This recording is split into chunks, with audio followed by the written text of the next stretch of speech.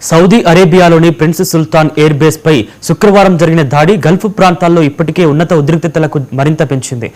Iran ఈ దాడిని ballistic క్షిపణులు, డ్రోన్లతో నిర్వహించినట్లు అంతర్జాతీయ మీడియా సంస్థలు వెల్లడించాయి. ఈ ఘటనతో మధ్యప్రాచ్యంలో భద్రతా పరిస్థితి మరోసారి ఆందోళనకరంగా మారింది. ఈ దాడిలో అమెరికాకు చెందిన పలు కీలక సైనిక వనరులు దెబ్బతిన్నాయని సైనిక వర్గాలు వెల్లడించాయి. ముఖ్యంగా గాల్లోనే ఇంధనం నింపే రీఫ్యూలింగ్ విమానాలు, అలాగే ఒక నిఘా విమానం కూడా దెబ్బతిన్నట్లు తెలుస్తోంది. ఈ వనరులు యుద్ధ పరిస్థితుల్లో అత్యంత ప్రాధాన్యత కలిగినవి కావడంతో ఈ నష్టం అమెరికా సైనిక కార్యకలాపాలపై ప్రభావం చూపే అవకాశం ఉందని విశ్లేషకులు భావిస్తున్నారు.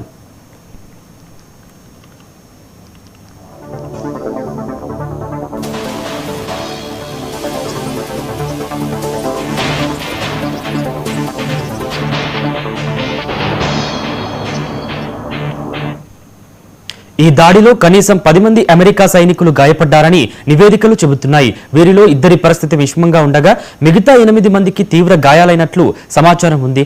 గాయపడిన సైనికులకు తక్షణమే చికిత్స అందిస్తున్నట్లు తెలుస్తోంది. ఇదే సమయంలో సౌదీ అరేబియా రాజధాని రియాద్ను లక్ష్యంగా చేసుకుని ప్రయోగించిన మరో బాలిస్టిక్ క్షిపణి సౌదీ రక్షణ వ్యవస్థ గాల్లోనే అడ్డుకుని ధ్వంసం చేసినట్లు ఆ దేశ రక్షణ శాఖ ప్రకటించింది. ఈ చర్యతో రాజధానిపై పెద్ద ప్రమాదం తప్పిందని అధికారులు పేర్కొన్నారు.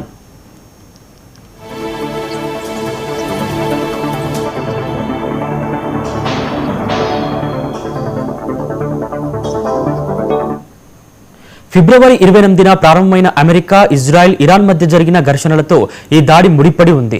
అప్పటి నుంచి ప్రాంతంలో ఉద్రిక్త పరిస్థితులు కొనసాగుతున్నాయి.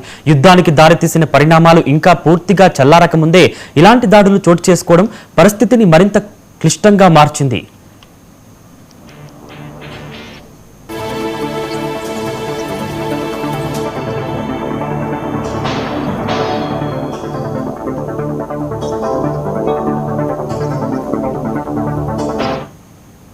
ఈ ఘర్షణల ప్రారంభం నుంచి ఇప్పటి వరకు మొత్తం 13 మంది అమెరికా సైనికులు ప్రాణాలు కోల్పోయారు. అంతేకాకుండా 300 మందికి పైగా గాయపడినట్లు వెల్లడించారు.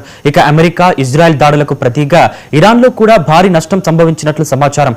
అక్కడి ఆరోగ్య శాఖ తెలిపిన గణాంకాల ప్రకారం ఇప్పటి వరకు 1937 మంది మృతి చెందగా అనేక మంది గాయపడ్డారు. పలు నగరాల్లో భవనాలు ధ్వంసమవ్వడం, మౌలిక వసతులు దెబ్బతినడం వల్ల సాధారణ జీవనం దెబ్బతింది.